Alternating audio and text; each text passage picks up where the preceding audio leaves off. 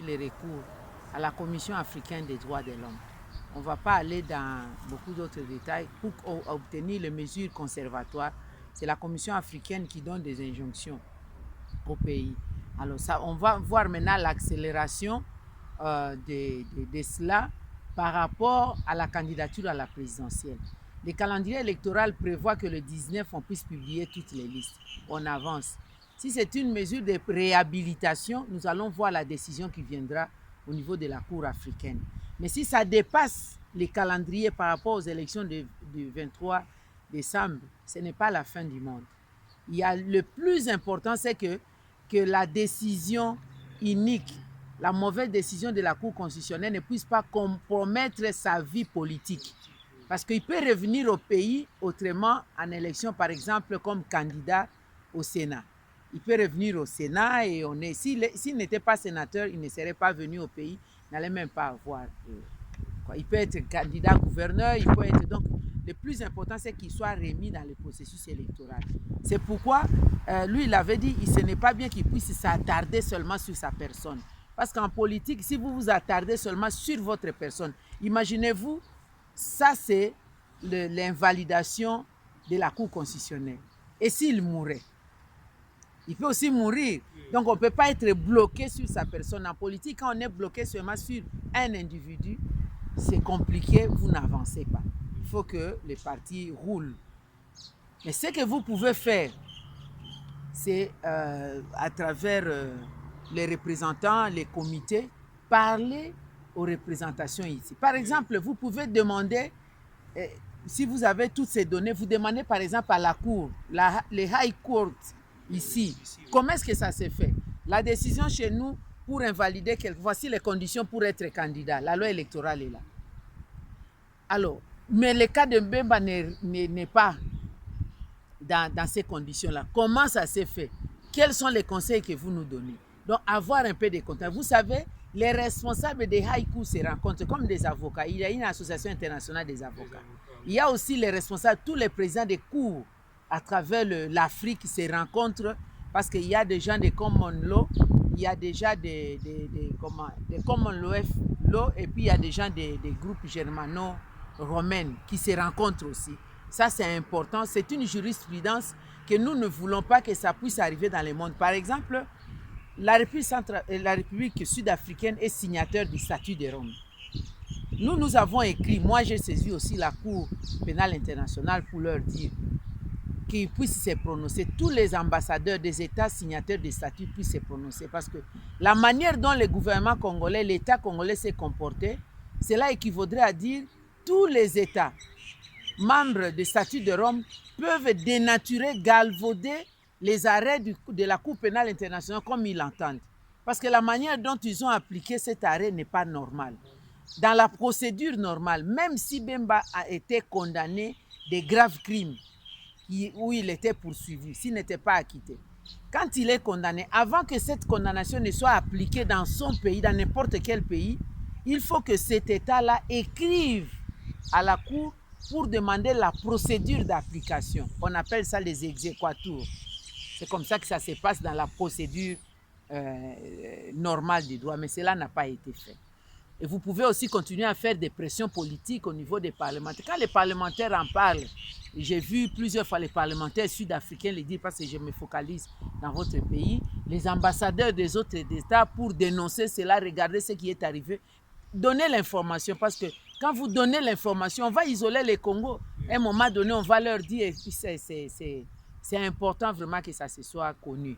Parce que si le monde ne connaît pas, on peut vous tuer comme ça dans l'anonymat.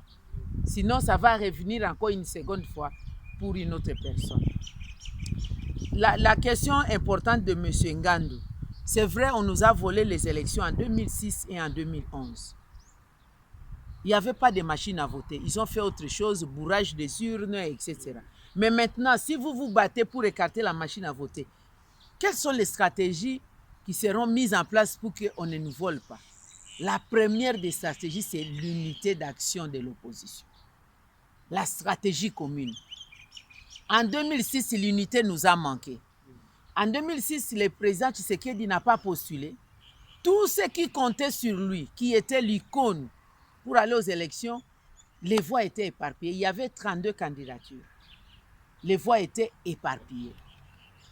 Comme ces voix étaient éparpillées, heureusement pour nous, on avait 2 tours. Au premier tour des élections, Kabila, après bourrage des urnes, a obtenu 44%. La réponse est seulement que 56% des Congolais, qui se trouvent être la majorité, n'ont jamais accepté Kabila. Mais ces 56% des Congolais n'avaient pas la canalisation de leur voix par un leadership commun. Il y avait des voix chez Kachala, chez Kizenga, chez Nzanga Mobutu, chez Bemba, XY. Mais dans le groupe de 56% de ces Congolais éparpillés, il n'y a que Bemba qui était qualifié. Normalement, tous les autres, ceux qui se disaient candidats à la présidentielle de l'opposition, devaient au deuxième tour soutenir celui qui était qualifié. Cette fois-là, ce n'est pas par des combinaisons, mais c'est le peuple lui-même qui lui a donné des voix en majorité par rapport à la pléiade des candidatures. Tous les autres devaient aller là-bas. Au mois de juillet, on a voté au premier tour. Le deuxième tour, c'était au mois de novembre. Il a suffi 4 mois pour ceux qui étaient opposants en juillet. Ils sont devenus majorité en novembre. Nzanga, Gizenga et d'autres ont basculé pour aller vers la majorité, pour aller appuyer. Comme l'unité aussi n'était pas là, et il y a eu aussi la donne internationale, ils avaient peur de Bemba. Comme en 2006, ils ont dit que Bemba était imprévisible. Non, lui était inflexible, oui, voilà, j'ai réfléchissé là. Imprévisible, c'était le président Tshisekedi en 2011. C'est le rapport de l'Union européenne. On a écrit Bemba est inflexible. Inflexible par rapport à leurs intérêts. Il n'y a pas, il n'y a pas d'amitié ou tout ça, il n'y a que d'intérêt pour les États. Il se disait, mais après, est-ce que Bemba va fléchir par rapport à des contrats que nous allons... Non, Bemba est inflexible, on ne peut pas lui donner cette victoire. Après, les langues se sont déliées. Lui, Michel, vous n'avez qu'à l'entendre, sa position, et puis les autres. En 2011, la même chose. Il n'y avait pas l'unité de l'opposition. En tout cas, chaque candidat en vue est allé voir Bemba pour demander le soutien. Bemba a reçu président Tshisekedi, il a reçu Kamere, il a reçu Kengo. Les 3 sont allés à la CPI. Alors, il leur a dit, moi je suis ici bloqué. Comme vous tous 3 là, vous êtes des candidats. Et l'aîné parmi vous, c'est le président Tshisekedi, l'aîné même doyen de l'opposition et tout. Alors, si lui rassemble, ou bien c'est lui que vous allez soutenir, ou c'est une autre personne. Si vous me dites la personne que vous allez désigner, moi, je vais donner des instructions pour les moyens logistiques que j'ai et la base. Parce que Bemba n'était pas là, mais nous étions quand même des candidats sur le terrain. Je vais demander à ma base de battre campagne pour vous. Au niveau de ces 3 candidats en vue, Tshisekedi, Kengo, Kamere, il n'y avait pas d'attente. Vous voyez, si on avait mis ensemble les voix du président Tshisekedi, les voix de Kengo, je mets de côté, mais les voix de Tshisekedi et de Kamere, les voix qu'on a obtenues, je crois que ça aurait fait quelque chose de nous. Et les autres voix éparpillées. Toujours manque d'unité d'opposition. On ne peut pas être imbécile 3 fois. Nous l'avons fait des bêtises en 2006, on a fait des bêtises en 2011. Qu'on fasse encore des bêtises en 2018. En tout cas, Bemba a appris la leçon.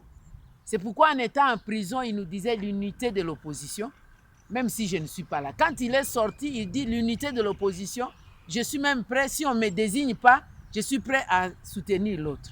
Et puis il a dit, je suis prêt à faire abstraction à ma personne pour désigner. Hier aussi, il a dit la même chose. Donc la première des stratégies, c'est l'unité de l'opposition. Deuxième stratégie, c'est la surveillance électorale. Nous, l'opposition aussi, nous parlons beaucoup pour rien, sans agir sur terrain. Il y en a qui parlent. Regardez la liste des dépôts de candidatures. Tous ceux qui font beaucoup de bruit là dans l'opposition, ils sont connus. Regardez la liste. Ils sont où pour aligner des candidats? Ils passent leur temps dans beaucoup de choses. Au lieu de descendre, les partis ne sont pas structurés. Moi, j'ai fait le tour de tous les Congos. J'arrive. Vous trouvez les sympathisants, mais les leaders n'arrivent pas.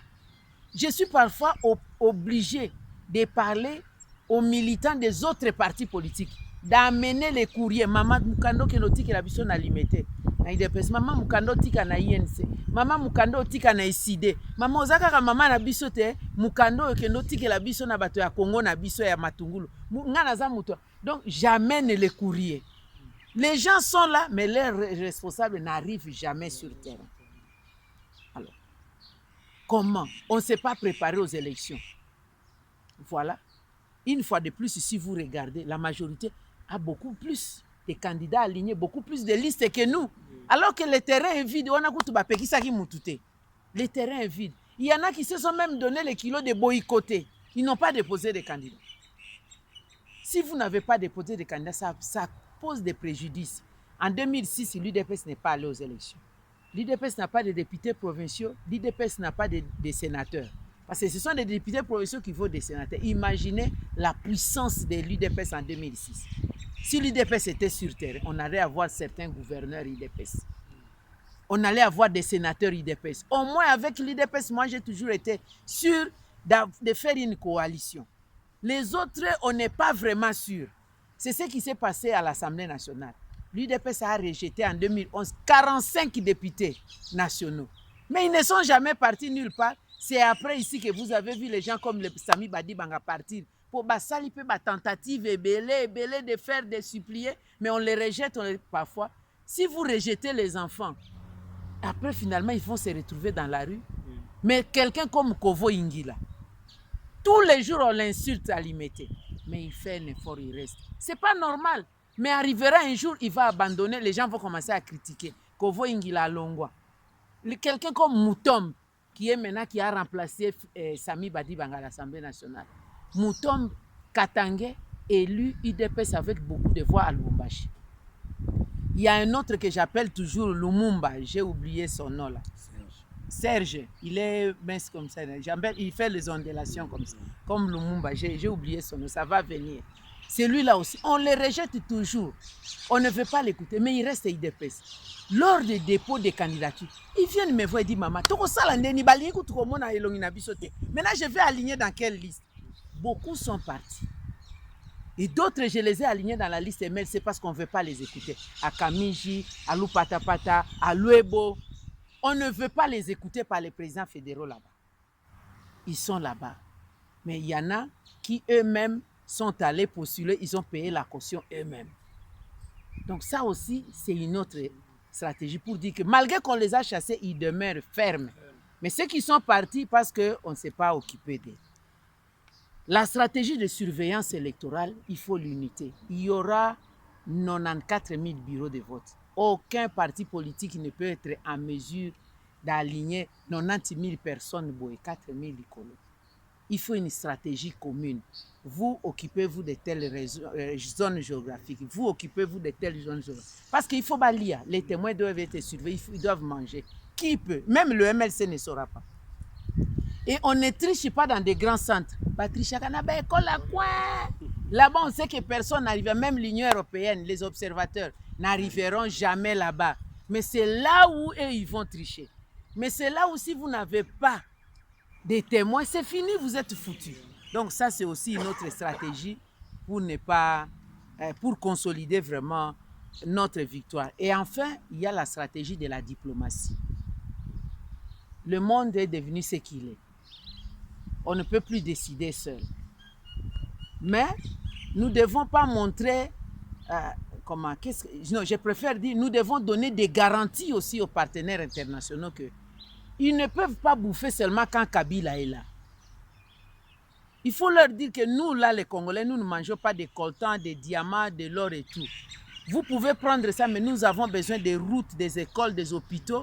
Mais la condition pour nous, quand même, de les transformer sur place. Vous créez les contrats, les coltans, vous les transformez pour que nous obtenions des emplois. D'ailleurs, nos employés seront des ouvriers. Ils ne vont pas gagner, peut-être 100 employés, l'ensemble de leur rémunération, ça serait pour vous un seul expert. Donc, venez, vos experts ils doivent venir, mais construisez les usines de transformation ici. Rassurez les partenaires comme ça. Allez voir quelqu'un comme Bill Gates. Vous pouvez le rassurer. Bill Gates, tu sais bien qu'il n'y a pas un grain de coltan qui est produit au Rwanda. Comment au côté usine et production, il y a matière première, il y a ordinateur na Rwanda? Comment? Viens au Congo, tu vas en avoir beaucoup et on va te rassurer dans l'investissement. Et pas na bisoso ika mutoya lingaya ko produire ba papier à pam, ba taxe yao. Anera yeko tunayo. environnement, même hygiène, vient te demander des papiers, on vous décourage tellement que vous en avez marre. Vous déplacez la société, vous préférez aller au Congo-Brazza et vous cherchez des petits bakatselayo na babiloko. On les vend comme ça. Donc, on doit faire aussi rassurer, avoir des gens qui viennent avec des projets pour dire rassurer des investisseurs. Parce que ce sont ces investisseurs-là qui dictent la politique de leur pays. Les États-Unis est dirigé par des milliardaires qui donnent le point de vue. Nous, on voudrait que tel soit nommé tel pour que moi, mes entreprises, les gens, les responsables de Chrysler, de Ford, des JVC et tout ça, ont le droit de dire qui va être qui aux États-Unis. C'est la même chose en France. C'est la même chose. Vous ne pouvez pas faire des choses sans que les grandes entreprises ne soient informées. Les politiciens vont vers eux. Alors maintenant, ces entreprises-là, vous les mettez mal à l'aise. Ben, ils vont aller là où on peut leur donner des assurances. Il faut aller là, on veut nous aussi, donc nous devons avoir le langage.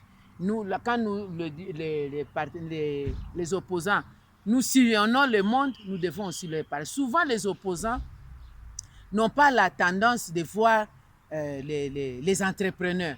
Les opposants ont toujours la tendance d'aller voir les parlementaires, d'aller voir les décideurs, alors que dans le milieu de la société civile, dans le milieu des hommes, des femmes d'affaires, alors que dans le milieu des religieux, on ne fait pas ça. Si on dit à quelqu'un noble, est-ce que l'opposant en Congo, si tout le monde a Desmond Tutu, tout le monde a Baboy? Non.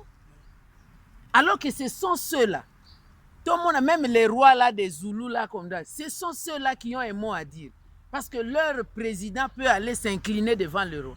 Mais si ce roi-là dit, j'ai reçu les Congolais ici, est-ce que tu es en contact avec des Congolais? Je pense qu'il faut les aider. Ils vont suivre. Mais nous n'avons pas souvent. Donc la stratégie, vous devez aussi nous aider. Mais ce sont des choses que le MLC a essayé de mettre point par point, que nous sommes en train déjà de les faire. Hein, d'avoir des contacts. Même tout le temps ici, le président ne fait que ça, recevoir les gens, partir aussi voir les gens. Alors, la troisième question qui a été posée, on a posé la question à Kamere, voter entre Kamere et Tshisekedi, on a posé la question au président. Il a dit qu'il ne vote ni l'un ni l'autre. Moi, j'ai l'interview de Jeune Afrique ici. Il n'a pas dit qu'il ne votait pas ni l'un ni l'autre. Il a dit qu'il va voter quelqu'un, mais à condition que ces élections-là soient des élections qui vont nous amener, enfin, le processus ne soit pas une parodie d'élections, parce qu'après, on n'aura rien fait. Par rapport au diplôme, il faut aussi parfois voir ce que veulent les journalistes. Avant l'interview, moi j'ai lu, avant l'interview, en dehors de micro, le journaliste lui a fait une interview pour lui demander des questions. Il dit, quelles sont les études? C'était un entretien. Qu'est-ce que vous avez fait comme études? Il dit, j'ai fait ces études, j'avais fait ceci, j'avais fait cela, j'ai fait des études. Il a montré. Ça, c'était en dehors. Maintenant, lorsque l'interview proprement dit, on lui a posé des questions, et j'ai même vu les journalistes se prendre en dehors du micro, il nous avait présenté son... Vous voyez qu'il est en train de jouer à la division. Il faut savoir lire aussi la presse. Moi, j'avais parlé au Jeune Afrique, j'avais spécialement appelé le petit ici, comment il s'appelle, ce petit qui m'a interviewé ici de Jeune Afrique, attends, j'ai oublié. Kibangula.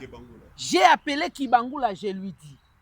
Moi, j'ai dit, ce que j'ai lu là-bas, ce n'est pas bien, je vais écrire une lettre de protestation. C'est le président qui m'a dit, gère ça bien, on va lui parler en privé. C'est un acharnement. Vous savez que Moïse a acheté toute la presse. Si on dirait il ne parle pas ainsi. Ils ont toujours dans l'habitude de créer des confusions. Le président, moi-même, je lui ai dit, président, qu'est-ce qui se passe avec les types? Il dit, ma chère, c'était une interview en dehors. Quand ils viennent, ils me posent des questions, je réponds. Est-ce que vous êtes sûr? Moi, je lui présente. Mais il utilise maintenant ça pour l'interview. Ça, ce n'est pas juste. Donc, ça donne une idée de division. Mais hier, il a parlé au Quinois. Qu'est-ce qu'il a dit? L'unité de l'opposition. Il a même réclamé que même Moutouana la sécurité, on doit nous assurer la sécurité du candidat qui va être notre candidat. Je crois que vous l'avez suivi. Il a même parlé de la libération de ceux qui sont en prison. Nous devons nous battre pour la décrispation. Cette unité-là, il avait dit même quand il ne savait pas qu'il va être libéré. Il avait écrit, moi-même j'ai réceptionné la lettre, j'ai convoqué la réunion, j'ai lu la lettre devant tout le monde pour l'unité d'action de l'opposition. Donc parfois nous devons faire attention, il y en a qui veulent tout le temps nous diviser. Et c'est dans ce genre de division-là, vous avez vu que moi je n'ai pas répondu sur Facebook. Vous avez vu comment le jeune homme ici, le musicien, m'a insulté sur Facebook. Je n'ai pas répondu. Il était payé par l'ensemble. Vous avez vu comment Kabouya, porte-parole de l'UDPS, m'a insulté.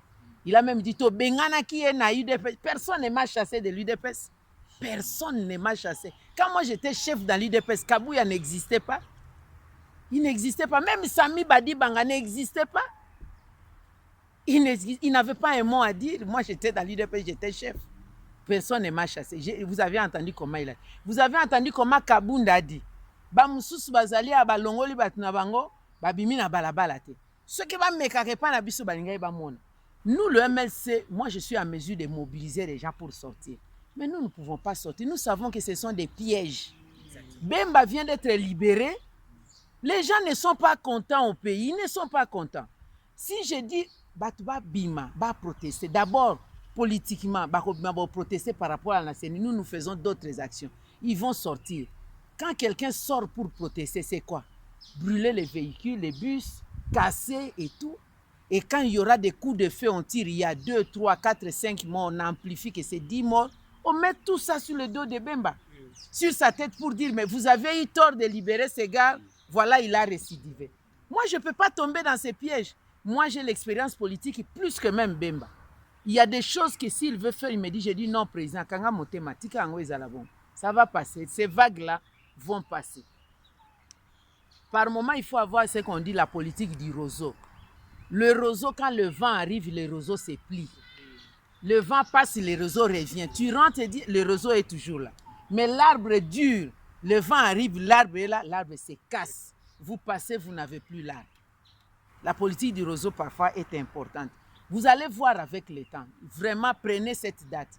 La stratégie que nous avons adoptée, une autre stratégie, le leadership de Bemba va s'affirmer, même s'il n'est pas président de la République. Parce qu'on ne gère pas la République seulement au sommet de l'État. Il a raté l'opportunité de la présidentielle. Il peut avoir une autre opportunité. Mais j'avais dit ça même à Moïse. Le plus important, c'est de se battre, qu'on arrache la possibilité d'ouverture, que Moïse rentre au pays. Il peut postuler comme sénateur. Il faut qu'il aligne ses candidats au niveau provincial, de l'ensemble. Ils peuvent le voter comme candidat. S'il veut revenir gouverneur dans le Haut-Katanga, s'il veut, parce que c'est maintenant subdivisé, s'il veut, il peut revenir gouverneur, il peut être candidat sénateur et on peut rebondir. Ça passe vite. Qui peut imaginer que Bemba a fait 10 ans en prison? Moi-même, je n'en reviens pas que moi, là, j'ai fait 10 ans de va-et-vient en prison par an, combien de fois à l'AE. Je connais tout le monde, je connais la route par cœur. Même si je ferme les yeux de Bruxelles, j'ouvre les yeux, je sais qu'on est dans tel endroit. 10 ans, jour pour jour, on y va. Mais ça passe vite. Hein? Donc 5 ans aussi peut passer vite. Mais tout ce que nous pouvons faire, soit on va aux élections, des bonnes élections. Si nous n'allons pas aux élections, trouvez-nous alors les possibilités d'écarter ce qui nous gêne. Mais c'est cette possibilité-là qui pose problème. Comment on va le faire? On n'a pas d'autres moyens. Donc voilà les réponses que je peux donner à ça.